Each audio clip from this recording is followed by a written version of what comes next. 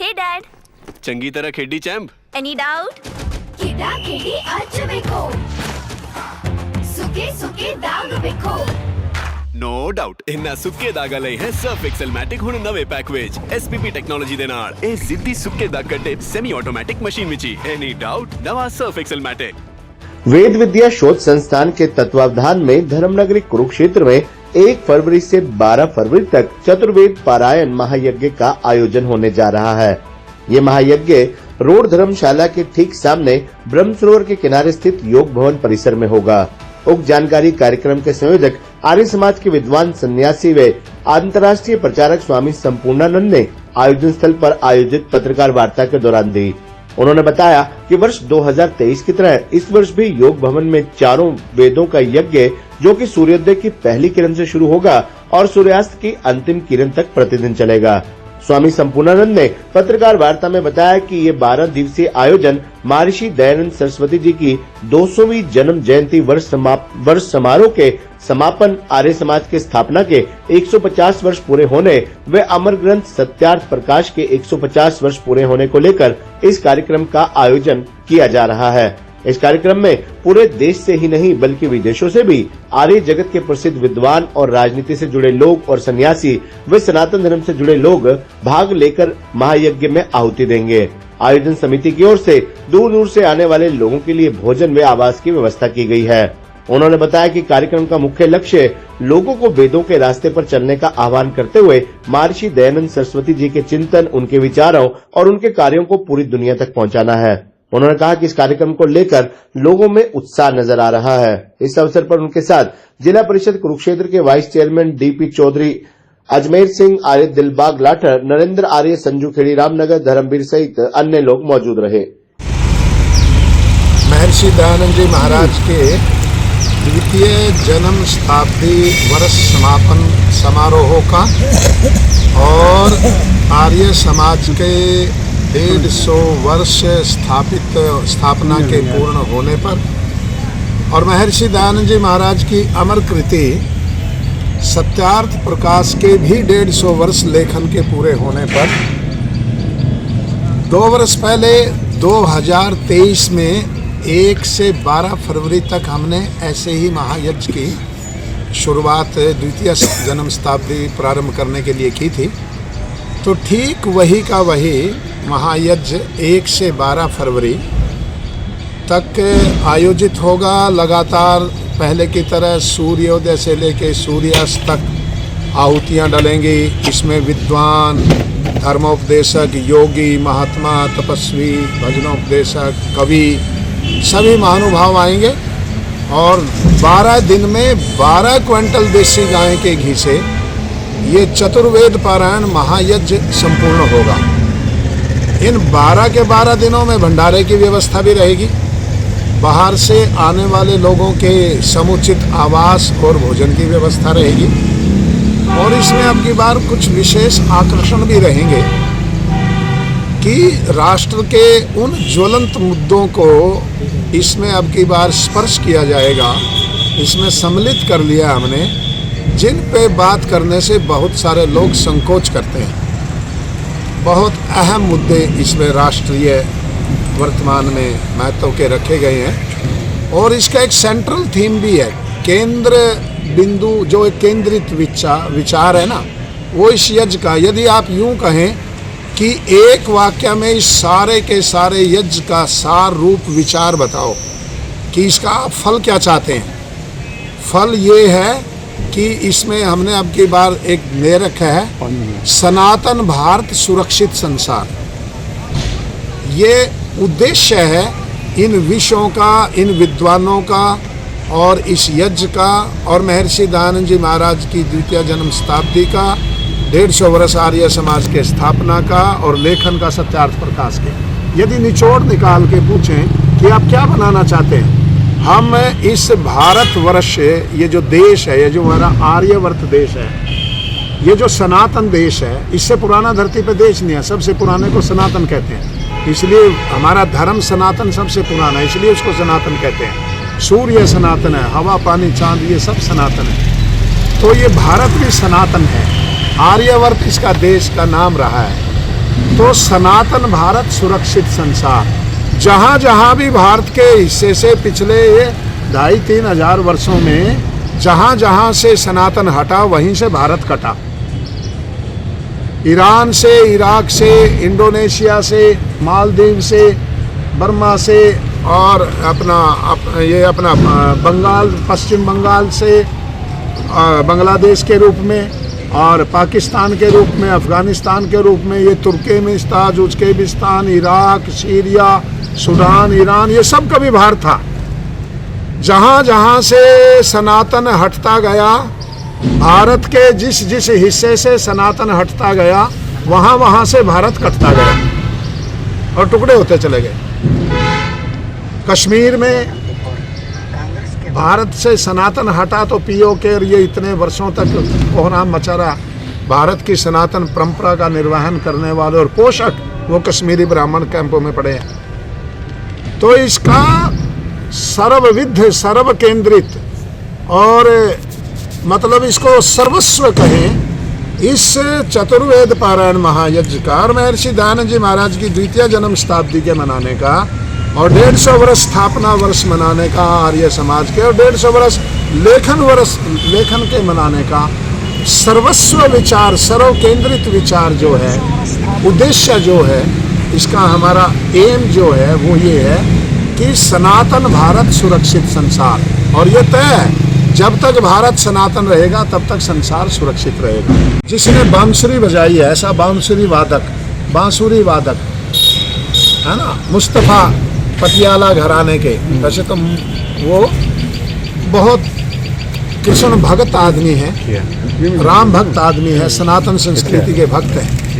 तो उन्होंने ये मेरे को आज फोन करके बताया कि मैं 12 के 12 दिन इस चतुर्वेद पारायण महायज्ञ में अपना बांसुरी बजाने के लिए आ रहा हूँ। वो पटियाला घराने के बांसुरी वादक है, महान संगीतकार और राम मंदिर के आंदोलनकर्ताओं में प्राण फूंकने वाले पद्मश्री रविंद्र जैन जो कवि थे, जो संगीतकार थे, गायक थे, उनके साथ बांसुरी बजाई उस व्यक्ति ने। तो वो मुस्तफ़ा जी पटियाला रहते हैं और पटियाला घराने से संगीत के संबंधित है। वो 12 के 12 दिन इसमें अपनी बांसुरी का वो प्रस्तुति देंगे, बांसुरी वादन की, समय समय पर जब जब उनको कहा जाएगा। तो ये इस कार्यक्रम का इसमें गुरुकुल की ब्रह्मचारिणियाँ मंत्रों का सस्वर वेद पाठ करेंगी। गुरुकुल की ब्रह्मचारिणियों का भी हमारा बुलाने का उद्देश्य है विशेष। क्या आज भी भारत में अंधविश्वास और पाखंड को धर्म मानने वाले लोगों को हम ये संदेश देना चाहते हैं, जो ये लोग कहते हैं कि महिलाएं वेद ना पढ़ सकती, ना वेद का उच्चारण कर सकती। हम उनके लिए ये संदेश देना चाहते हैं कि खुद वेद के मंत्रों का साक्षात करने वाली महिला स्त्रियां, कई वेद में ऋषिकाएं हैं और उन वेद के मंत्रों में उन ऋषिकाओं का ऊपर नाम लिखा हुआ है। और हमारी ऋषि पत्नियां सभी वेद पढ़ी होती थी, पहले विदुषी होती थी। आचार्य शंकर और मंडन मिश्र के शास्त्रार्थ की मध्यस्थता जो कही थी वो मंडन मिश्र की पत्नी ने की थी। पढ़ी लिखी ना होती तो जज कैसे बनती। तो गुरुकुल की ब्रह्मचारिणियाँ इसमें मंत्रों का वेद पाठ करेंगी, मंत्र का सस्वर उच्चारण करेंगी। और बहुत उच्च कोटि के विद्वान सुबह एक बहुत बड़े योगी महात्मा सुबह की 5 से 6 हर रोज योग की क्लास, ध्यान की क्लास लेने के लिए पधार रहे हैं। और दूर दूर से सारे विद्वान लोग, तपस्वी, कनाडा से श्री लाजपत पाराशर जी विशेष करके 9 तारीख को मुख्य यजमान की भूमिका निभाने के लिए आ रहे हैं। पिछली बार भी वो आए थे। और नेपाल से बहुत लोग आ रहे हैं। अमेरिका, कैलिफोर्निया, सिलिकॉन वैली से श्री आदरणीय सौम्या जी जो उज्जैन में रहते हैं, वो अमेरिका से चल करके प्रथम तिथि को वेद के मंत्रों से पहली आहुति डाल करके यज्ञ के शुभारंभ करवाने के लिए वो कैलिफोर्निया से चल के आ रहे हैं। हमारे माननीय हरियाणा के यशस्वी विधानसभा अध्यक्ष और गरौंडा से तीसरी बार के लगातार विजयी विधायक आदरणीय हमारे हरविंदर कल्याण जी और उनके शुभ कर कमलों द्वारा इसका यज्ञ की प्रथम जब अग्नि प्रज्वलित की जाएगी वो इसके शुभ आरंभ के लिए आ रहे हैं। और हमारे माननीय कृषि मंत्री श्री श्याम सिंह जी राणा वो भी उनके साथ इसके यज्ञ के शुभ आरंभ के लिए आ रहे हैं, पधार रहे हैं। मेरी हमारे माननीय यहाँ कुरुक्षेत्र से यशस्वी सांसद श्री आदरणीय हमारे नवीन जिंदल जी से भी मेरी वार्ता हुई। 2 तारीख को वो प्रधानमंत्री जी के विशेष आदेश से किसी विशेष मिशन पे जा रहे हैं। 2 के बाद वो फिर यहीं जिन जिन दिनों में सेशन नहीं रहेगा तो उन दिनों में उन्होंने कहा कि मैं यहीं यज्ञ में आहुति डाल करके और बाहर से आए हुए महानुभाव विद्वान तपस्वी योगियों का स्वागत करने में अपना सौभाग्य समझूंगा। और भी कई प्रांतों के अधिकारी, नेतागण और महामहिम राज्यपाल महोदय इस कार्यक्रम में पधार रहे हैं। पंजाब राज्य के, पंजाब प्रांत के महामहिम आदरणीय मान्यवर श्री गुलाब चंद जी कटारिया इस यज्ञ में अपने आशीर्वाद देने के लिए पहुंच रहे हैं। उनके पवित्र करकमलों से ये सत्यार्थ प्रकाश का विमोचन होगा और एक गोष्ठी का जो बहुत विशेष महत्व की गोष्ठी है तो उसका उस दिन उसके विषय पे विशेष विचार व्यक्त किए जाएंगे।